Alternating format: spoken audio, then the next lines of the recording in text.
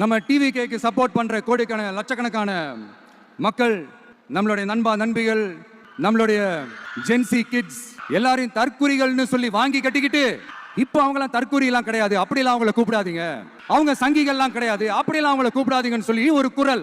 யாருடா அந்த குரல் அப்படின்னு பார்த்தா, இப்போ ரீசெண்டா அறிவு திருவிழான்னு ஒன்று நடத்தினாங்கல்ல, அவதூறு திருவிழா. அதுல அவங்க தலைமையே குழப்பற மாதிரி, அறிவு கண்ணை திறந்து வைக்கிற மாதிரி ஒருத்தர் பேசியிருக்கிறார். அவரு யாருன்னா அது அவங்களோட எம்எல்ஏ. அந்த எம்எல்ஏ யாருன்னா நம்மளுடைய கொள்கை தலைவர்கள் ஒருத்தரான மக்கள் சேவகர் அஞ்சலை அம்மாளோட சொந்தக்காரர்.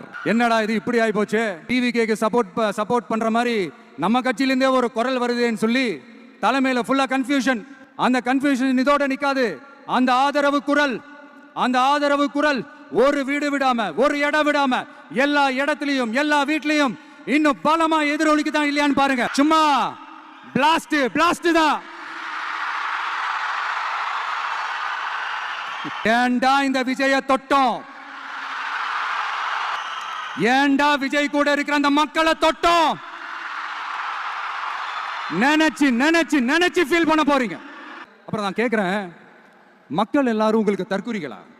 அதே மக்களோட ஓட்டு வாங்க போற நாம தற்குறிகள்னா, அப்ப இவ்வளவு நாள் அதே மக்கள் கிட்ட தானே நீங்க ஓட்டு வாங்கிட்டு இருந்தீங்க. அப்ப நீங்க அந்த மக்களுக்கு நீங்க காட்டுற மரியாதையும் நன்றியும் இதுதானா?